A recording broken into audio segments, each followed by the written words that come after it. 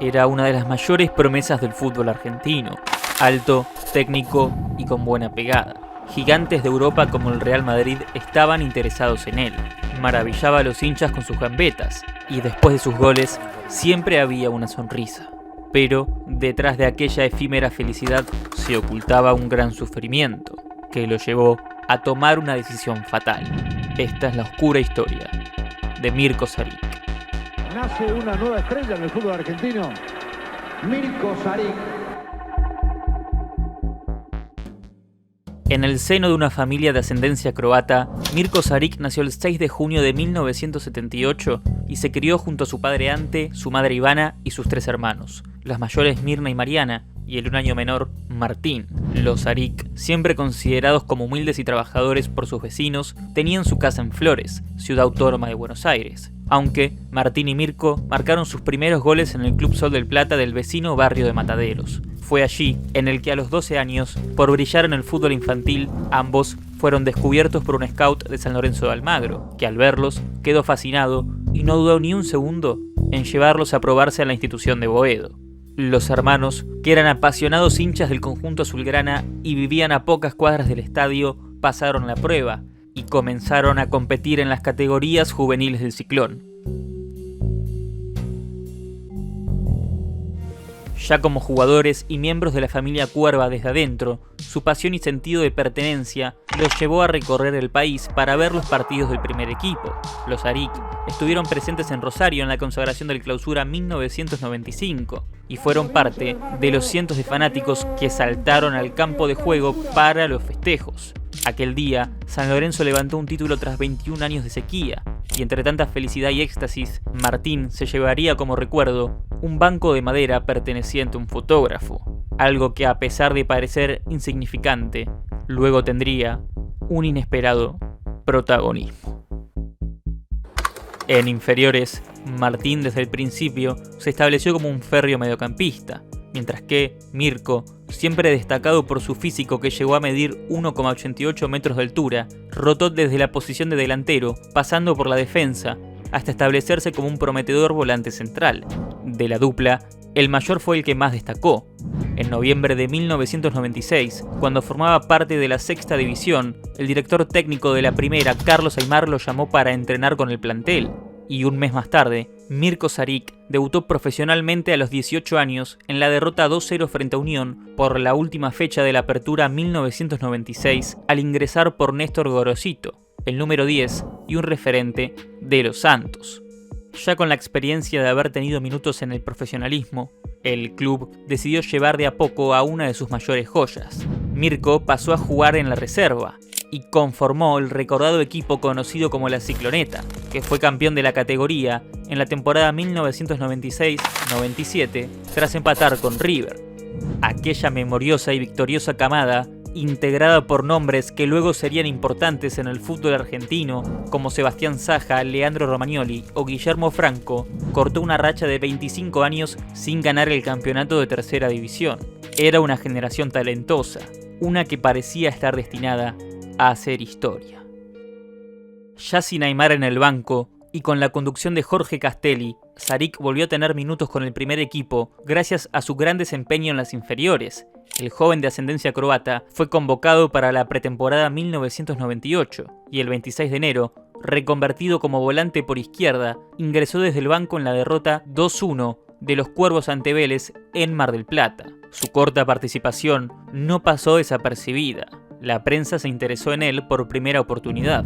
Ahora quiere jugar, podía leerse en el diario Le del 30 de enero. En la nota, el mediocampista destacó que su fuerte era la precisión en los pases y que sus referentes eran Juan Sebastián Verón y Fernando Redondo. De hecho, su habilidad le valió el elogio de sus compañeros, que no dudaron en compararlo con el consagrado 5 del Real Madrid. Tiene muchísimo futuro, me parece que es el momento justo para ponerlo en primera, señaló el por entonces experimentado futbolista Gustavo Zapata. El 31 de enero, Mirko fue titular por primera vez en el cotejo ante River Plate. El millonario, que había ganado los últimos 3 torneos consecutivos de la máxima división, no pudo ante un San Lorenzo que con su promesa en la mitad de la cancha arrasó al triunfar 5-2. Los de Boedo cerraron el verano como campeones de la Copa Ciudad de Mar del Plata y parecían encaminados a realizar un buen año. Con más volantes y menos defensores, con la salida del equipo de Luis Fernando y el ingreso del Chico Sarich, se baja el telón para la mejor producción del año de San Lorenzo de Almagro. El ciclón sopló en el final de enero y en Mar del Plata le ganó a River 5-2. Luego de abrir el Clausura 98 con una inesperada caída de local contra Gimnasia de La Plata, en la que Mirko no había contado con minutos, el combinado Cuervo visitaba a Racing por la segunda fecha. La academia se adelantó en el marcador con un tanto de Pablo Besombe, pero luego de una hermosa jugada colectiva, Sarich, que estuvo desde el inicio del cotejo, cacheteó la pelota tras un pase de Gorosito y marcó su primer gol profesional. De San Lorenzo de Almagro, a los 5 minutos igual a Mirko Sarich. El pibe, hincha del club desde chico, había cumplido su sueño. Su felicidad se observó en su rostro y todos corrieron para abrazarlo. Finalmente no alcanzó. Los de Avellaneda se quedaron los 3 puntos, pero ese flaco alto había demostrado que era distinto y se merecía la titularidad. No obstante, un pésimo arranque con 3 derrotas en 4 encuentros tuvo como consecuencia la renuncia de Castelli, que dejaba su cargo el 3 de marzo entre malos resultados deportivos y una mala relación con el presidente de la institución, Fernando Miele. El reemplazo fue un histórico del fútbol argentino, Alfio Basile. Junto al Coco, los matadores revirtieron la situación, terminaron quintos en la tabla. Y si bien, en un principio Basile otra vez había sentado en el banco a Mirko, la joya con buenas apariciones se ganó la confianza del técnico y para la recta final de la liga ya era nuevamente titular. Para el segundo semestre, San Lorenzo tenía por delante la Copa Mercosur y el Apertura, y no pudo comenzar de mejor manera. Triunfo ante Cruzeiro por 2-1 y goleada 3-0 a Colo-Colo, en la que el zurdo anotó por primera ocasión en una competencia internacional.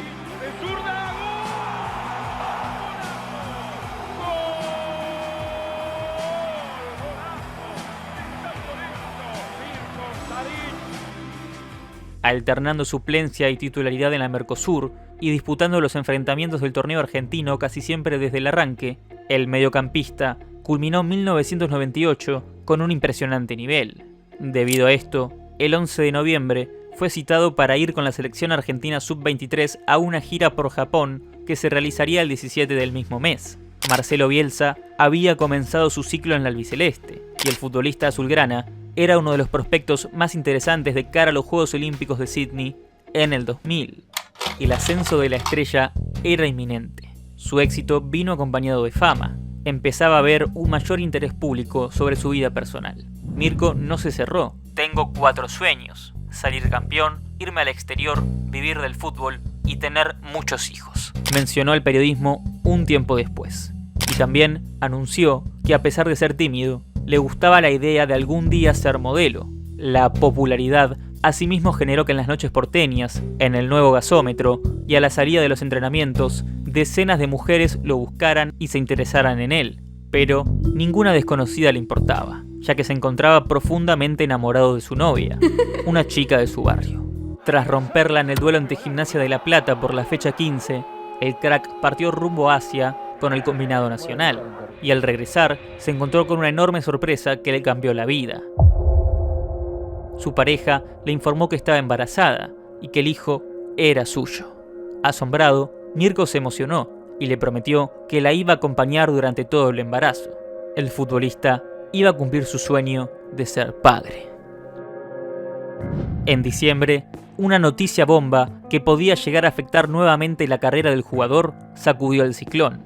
A pesar de haber alcanzado las semifinales de la competencia continental y clasificar sextos en el certamen local, el Coco Basile renunció con 6 meses restantes de contrato y faltando 2 fechas para el final de la apertura por no haber cumplido su objetivo personal de ganar un título. Su reemplazante fue un hombre de la casa, pero que hacía su debut como DT, Oscar Ruggeri. A diferencia con el Coco, Ruggeri confió de entrada en Sarich, algo que sería recompensado de enorme manera. La joya ya venía sorprendiendo hace tiempo, pero tuvo su máximo auge en el verano del 99, un momento de pretemporada. Mar del Plata esperaba otra vez. Luego de unos días de intensos entrenamientos para ponerse a punto, el primer desafío de los Santos fue Vélez, en un cotejo que terminó empatado 1-1. 7 días más tarde, San Lorenzo jugó contra River para definir la Copa Amistosa. En el partido, Mirko brilló y con un golazo a los 3 minutos guió a su equipo a una victoria que terminó siendo por 4-1. El joven de 20 años se ganó el aplauso de todos y las expectativas en él crecían cada vez más. ¡Qué golazo! San Lorenzo 3, River 0. Nace una nueva estrella en el fútbol argentino. Mirko Saric, un poroto que se anota Oscar Ruggeri porque desde el primer momento confió en él para jugar en esa posición. Los campeones del trofeo partieron rumbo a Mendoza para otra competencia de preparación. De nuevo, alzaron un título, y Saric dejó otra actuación para el recuerdo frente a Vélez en la victoria 3-0.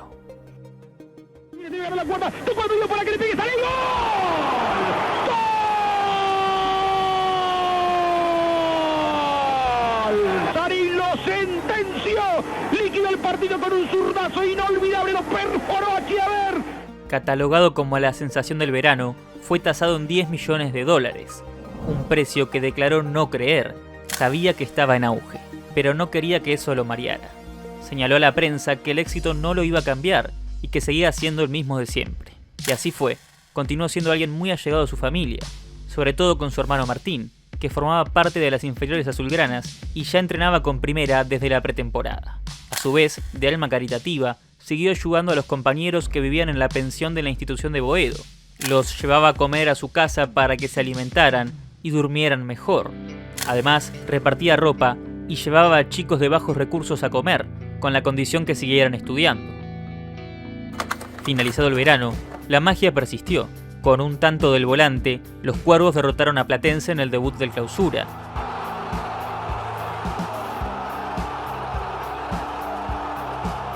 Sí, seguro, pero eso es una cosa de todo el equipo y bueno, por lo menos estoy contento. ¿Qué pensás? ¿Cómo vislumbraste el futuro de San Lorenzo? No, tranquilo, creo que esto recién empieza y bueno, hay que seguir trabajando durante la semana para ir ganando partido por partido. Y el invicto se prolongó por 7 partidos, hasta la derrota con Rosario Central en la 8ª jornada. Lo que superficialmente pareció una simple derrota más, en realidad no lo fue. Algo había cambiado. Saric había bajado su nivel, y el técnico Ruggeri lo mandó al banco a partir del empate con River en la 4ª fecha. Aquel 17 de abril en Rosario, la mala suerte apareció en la vida de Mirko, y este entró en una espiral descendente que aparentaba no tener final. En el Gigante de Arroyito, su primer infortunio sufrido, de muchos que vendrían, ocurrió cuando, mientras estaba entrando en calor a un costado de la cancha, un carrito que asistía a jugadores lesionados lo atropelló accidentalmente, por lo que tuvieron que darle 3 puntos de sutura en la pierna, y el jugador debió hacer un reposo obligado por varios días. Sin embargo, esto no lo frenó, y tuvo unos momentos más de gloria. Guiado y aconsejado por Ruggeri, quien tan solo quería que Mirko alcanzase su mejor versión, el mediocampista tuvo pocos minutos en el Clausura hasta que volvió a la titularidad contra Racing en el último encuentro del campeonato. En el partido, Saric marcó tras varios meses de sequía y celebró su tanto con una corrida que culminó con un abrazo de gol entre él y el Cabezón, agradeciéndole así a su entrenador por la confianza otorgada, a quien calificaba como una persona exigente, pero además como un gran mentor. De San Lorenzo de Almagro, Mirko Saric. Enrachado luego del triunfo ante la Academia, Saric arrancó el segundo semestre siendo una pieza clave en la Copa Mercosur, pero su nivel recaería nuevamente en la segunda parte del año. Un desafortunado esguince en boca por el certamen continental lo marginó por un mes. Al volver, otra vez se transformaría en un jugador de rotación con pocos minutos. Para darle rodaje, Ruggeri optó por bajarlo a la reserva para que entrase en ritmo.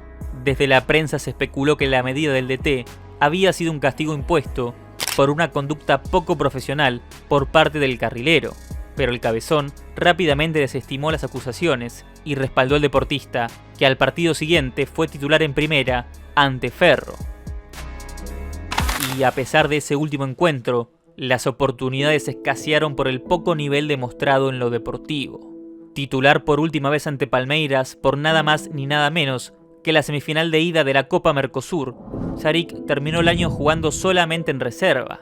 Sin el argentino croata, San Lorenzo perdió en la vuelta 3-0 en Brasil y el Ciclón cerró la apertura en el cuarto puesto al empatar con River, que aquel 19 de diciembre se consagró campeón y dio la vuelta en Boedo.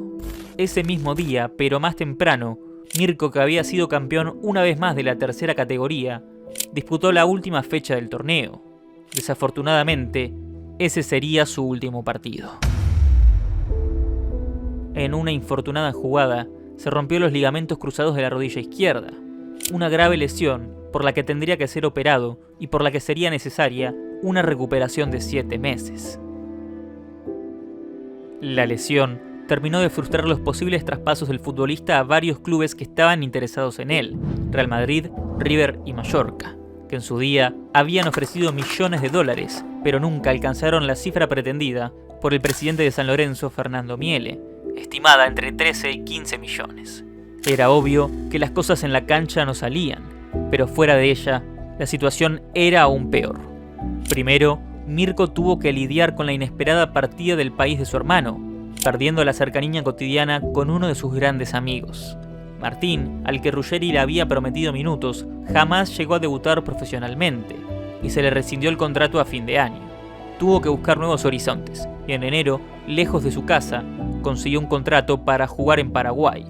A su vez, Mirko enfrentó una angustia que lo perseguía hace rato. Padre por más de 2 meses y enamorado de su hijo recién nacido, ignoró por mucho tiempo una cuestión que su familia le recordaba constantemente por su propio bien. Su madre Ivana le insistía para que realizara una prueba de ADN y así poder confirmar si Saric era realmente el papá del niño que tanto apreciaba, hecho que estaba en duda por 2 motivos.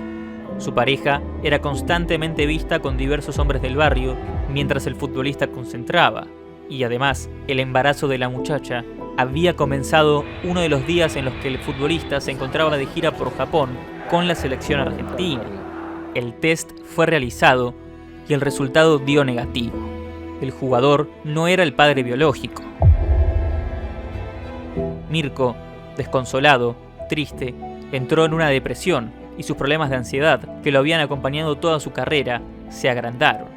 Ya en sus últimos 3 meses de actividad, sufría ataques de pánico antes de jugar. La presión lo afectaba gravemente. La opinión ajena, el que se podía llegar a decir de él, lo hería demasiado. Debido a esto, frecuentaba a un psiquiatra, pero rara vez tomaba la medicación que le era recetada por miedo a dar positivo en los controles de dopaje. Los meses pasaron. Alejado de los focos, se fue recuperando de la pierna. No obstante, a 4 meses de regresar a las canchas, la mala suerte arribó a su puerta nuevamente. El 10 de marzo, en una esquina ubicada a 100 metros de su casa, formó parte de un brutal accidente automovilístico del cual salió ileso de milagro. Una camioneta se quedó sin frenos y embistió su auto. Mirko perdió el control y terminó chocando a un tercer vehículo que estaba estacionado en la cuadra. El futbolista no solo tuvo que lidiar con la prensa, que rápidamente llegó al lugar para cubrir el evento de manera amarillista, sino que también con el desagradable oportunismo del dueño del tercer automóvil involucrado en el choque. Un vecino que, al saber que Saric era futbolista y ganaba una interesante cantidad de dinero, fingió haber sido lastimado para ir a juicio y cobrar una recompensa. El hecho abrumó al pibe, que sin entender cómo las personas podían ser tan crueles, se hundía cada vez más en un pozo al que no le veía salida. Pero, de todas maneras, frente a la adversidad, continuó entrenando en el club. Con su regreso cada vez más cercano, comenzó a concentrar a la par del plantel antes de los partidos. El Clausura 2000 ya estaba en marcha. Y aunque el joven aún estaba de pie, realmente se sentía muy agobiado. La noche anterior a uno de los encuentros del torneo, se acercó a la puerta de la habitación del técnico Oscar Ruggeri. Le pidió pasar y hablaron. Mirko se expresó y fue contundente. «No le encuentro sentido a la vida», le dijo. El entrenador, años más tarde, en una entrevista, declaró que trató de consolarlo y llamó al padre del joven para advertir de lo sucedido. Hasta que una noche estoy en la habitación solo, mirando la televisión, me golpean la puerta y era él. Pasa, tengo que pasar. Se sentó en la cama ahí conmigo, teníamos una relación así con los pibes, ¿no? Sentó en la cama y le digo, ¿qué te pasa? Jugaba, había firmado contrato, fachero, le tenía que correr las pendejas que lo venían a buscar al entrenamiento, a la concentración, lo corrían para todos lados, familia de bien, todo perfecto. Se me sienta y me mira y me dice, no, te quiero decir que no le encuentro sentido a la vida. Te descoloca. Yo esperaba una pregunta de fútbol. Me salió con una pregunta de la vida, importante, que no lo supe realmente, me sorprendió. Le dije todas estas cosas que te dije recién. Escúchame, estás jugando al fútbol, era lo que querés, pero claro, uno no es profesional de eso y no sabes cómo encararlo, ¿viste? Bueno, estuvimos charlando un ratito, se fue, llamo al padre, le digo, venite para la concentración que necesito hablar urgente con vos. Lo llamé al viejo, le dije, me pasó esto, el chico me dijo de esta manera y yo te puedo decir de fútbol, pero esto me descolocó, ¿no? Me dice, quédate tranquilo que está atendido ya, está medicado, está atendido. Fue la respuesta que me dijo. Zarik estuvo presente como espectador el 31 de marzo en el triunfo de los Cuervos por sobre Ferro. Tras la victoria 4-0, saludó a sus compañeros de equipo y se marchó. Ese fin de semana saludó a sus amigos y familia, casi como si fuese una despedida. La noche del 3 de abril bajó al comedor de su casa y lo comentó a sus padres. Ustedes son maravillosos, pero lo mío no tiene solución. Subió las escaleras y se fue a dormir. La mañana siguiente, del 4 de abril del 2000, no fue a entrenar porque por la tarde debía ir a hacer un trámite del seguro del auto, como producto del accidente que había sufrido un mes atrás. Se quedó durmiendo en su hogar, ubicado en la calle Fabré al 1200. Tras unas horas, su madre lo despertó para comer. Ivana se fue a terminar de preparar la comida, y Mirko, en silencio, se quedó pensando, y tomó una decisión fatal. Zarik se subió al banco que su hermano había obtenido en los días felices del 95. Ayudado con una barra de hierro y una sábana azul, se colgó, quitándose la vida a los 21 años de edad. Su mamá regresó y se encontró con la desgarradora escena, y a partir de ahí, la noticia se esparció rápidamente. El hecho conmocionó a la sociedad y al fútbol argentino. Todos se hicieron la misma pregunta. ¿Por qué? Nadie comprendía cómo ese pibe talentoso, fachero, de sonrisa risueña, pudo haber hecho algo así. Tal como dijo el periodista Víctor Pradel, la respuesta solo Mirko y Dios la saben. Tras la muerte del futbolista, San Lorenzo realizó un comunicado en el que afirmaba que la institución había perdido un hijo. Velado en el barrio de Flores, Zarik fue despedido por más de 500 personas, entre las que se encontraban futbolistas, vecinos, familia y amigos. La pérdida de Mirko fue un golpe muy duro para sus compañeros, que inmediatamente pidieron suspender todos los partidos que se les avecinaban. Pero, por temas de calendario, esto fue imposible. Cerro Porteño, rival que iban a enfrentar por la fase de grupos de la Copa Libertadores, rechazó la oferta para posponer el encuentro, y un débil anímicamente San Lorenzo cayó 3-1 el 6 de abril. El luto continuó por varios días más, y el 9 de abril, en el nuevo gasómetro durante la previa del partido contra Boca, una multitud junto a los familiares en la cancha homenajeó al joven que pasaba a la eternidad. Mirko, de un alma noble y sencilla, no pudo cumplir sus sueños, pero sus compañeros lo hicieron por él. Campeones de América con el club de sus amores, carreras en Europa, padres y al fin y al cabo, como su hermano Martín, personas que vivieron del fútbol al desarrollar carreras profesionales. El caso de Zarik no fue el primero ni el último, pero sin duda sentó precedentes y desde entonces la salud mental es cada vez más tenida en cuenta a través de la presencia de profesionales, que atienden desde los más chicos hasta los más grandes. También cabe aclarar que a pesar de alguna controversia, la relación entre los Zarik y Ruggeri es más que cordial y no hay ningún resentimiento. Jamás le echaron la culpa de lo ocurrido al ex entrenador. Lo que sí es un hecho es que Mirko vivirá por siempre, no solo en el nombre de los miles de niños llamados igual que él en su honor, sino también en la memoria de millones de futboleros que cada 4 de abril recuerdan a ese chico soñador, talentoso y de sonrisa eterna. De San Lorenzo de Almagro, Mirko Zarik.